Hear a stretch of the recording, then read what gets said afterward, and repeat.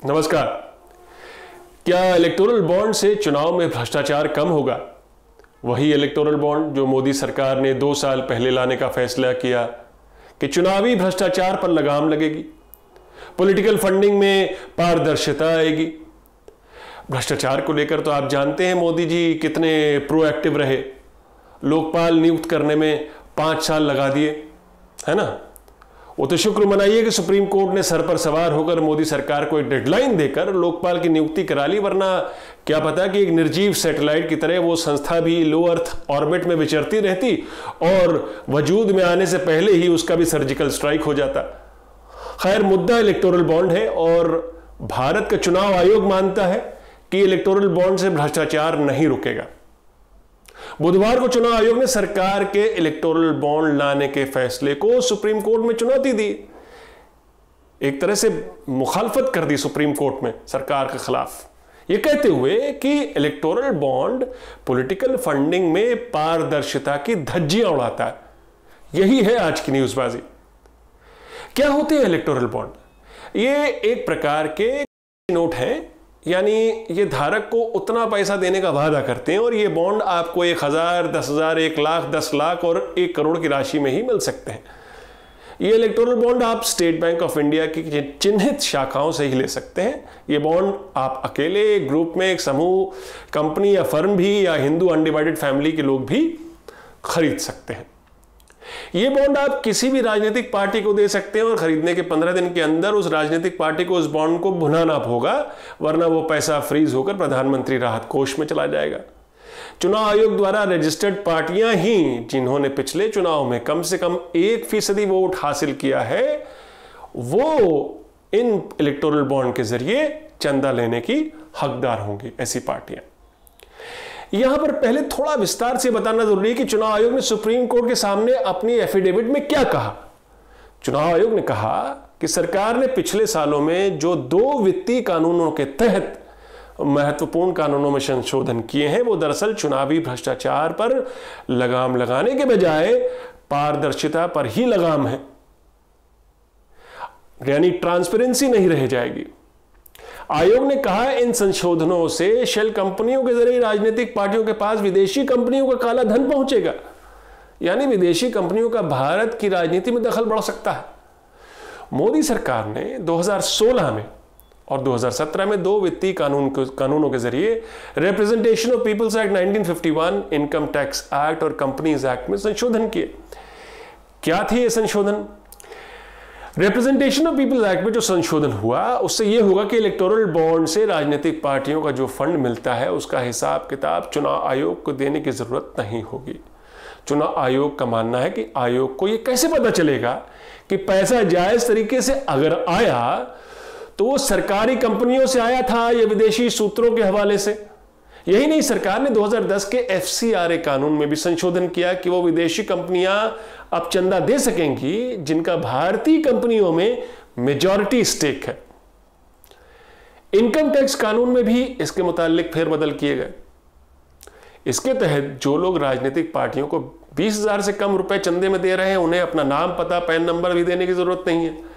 आयोग ने फिर आपत्ति जाहिर की तो सरकार ने इसे घटाकर, इस राशि को घटाकर 2,000 कर दिया, यानी ये गुमनाम चंदा देने वाले लोग होंगे। हुआ भी वही, राजनीतिक पार्टियों के पास ऐसे गुमनाम चंदा देने वालों की लिस्ट लंबी होती जा रही है। यानी पॉलिटिकल फंडिंग के तरीके में 3 महत्वपूर्ण फेरबदल किए मोदी सरकार ने। एक, अब राजनीतिक पार्टियां विदेशी फंड भी ला सकती हैं। कोई भी कंपनी किसी भी राजनीतिक पार्टी को अब कितना भी फंड दे सकती है और इलेक्टोरल फंड के जरिए अब कोई गुमनाम व्यक्ति या कंपनी भी किसी भी पार्टी को गुप्त रूप से चंदा दे पाएगी। कंपनियों से नहीं पूछा जाएगा कि चंदा किस राजनीतिक पार्टी को गया, और तो और चंदा देने वाले को टैक्स में रियायत और चंदा लेने वाले को टैक्स छूट भी दी जाएगी। याद है, सरकार ने तब लोकसभा में बताया था कि इलेक्टोरल बॉन्ड चुनाव सुधार की तरफ बहुत बड़ा कदम है उस देश के लिए जो अब कैशलेस डिजिटल इकोनॉमी की तरफ बढ़ चला है। और यही बात मोदी सरकार ने सुप्रीम कोर्ट के भी सामने एक एफिडेविट में रखी सुनवाई के दौरान। चुनाव आयोग ने सरकार को मई 2017 में भी एक पत्र लिखकर अपनी आशंका जताई थी। करीब 2 साल पहले, लेकिन सरकार ने इन आपत्तियों को नजरअंदाज कर दिया। सुप्रीम कोर्ट में एसोसिएशन फॉर डेमोक्रेटिक रिफॉर्म्स यानी एडीआर ने पीआईएल दाखिल की है, जिस पर सुनवाई के तहत ही चुनाव आयोग और सरकार अब आमने सामने हैं। कितनी चतुराई से मोदी सरकार ने इलेक्टोरल बॉन्ड निकाला। देखिए, एक आंकड़ा दिखाता हूं इकोनॉमिक टाइम्स में छपी इस रिपोर्ट के हवाले से। पिछले साल मार्च तक सबसे ज्यादा डोनेशन या चंदा किस राजनीतिक पार्टी को मिला? 222 करोड़ के जो इलेक्टोरल बॉन्ड खरीदे गए, उनमें से 210 करोड़ बीजेपी के खाते में गए, यानी चंदा उधर गया। पिछले नवंबर तक लगभग 1100 करोड़ के इलेक्टोरल बॉन्ड खरीदे गए। अब आप खुद अंदाजा लगा सकते हैं कि सबसे ज्यादा चंदा किस पार्टी को गया होगा। है ना कमाल की स्कीम? हींग लगे ना फिटकरी, रंग चोखे का चोखा। लगे कि भ्रष्टाचार पर बम मारा है, पास से देखो तो पता चला सुतली बम था। कुल मिलाकर भ्रष्टाचार पर भी बालाकोट, नॉइज यानी आवाज ज्यादा, और रिजल्ट मत पूछ देशद्रोही। राजनीतिक पार्टियों के खाते में भी ऑडिट नहीं होते हैं, और ऐसे ऑडिट को ब्लॉक करने में यही राजनीतिक पार्टियां सबसे आगे हैं। हकीकत तो यही है कि चुनाव लड़ने के लिए किसी भी राजनीतिक पार्टी को फंड यानी चंदे की जरूरत पड़ती, लेकिन राजनीतिक पार्टियों ने तो अपनी फंडिंग का ना तो ऑडिट होना देना चाहती हैं, ना ही चुनाव सुधार को लेकर सीरियस हैं। इलेक्टोरल बॉन्ड भी एक आवरण है जिसके पीछे चुनावी सुधार नहीं, फंडिंग की उगाही के नायाब तरीके हैं, जिसे कोई सैटेलाइट न पकड़ पाए।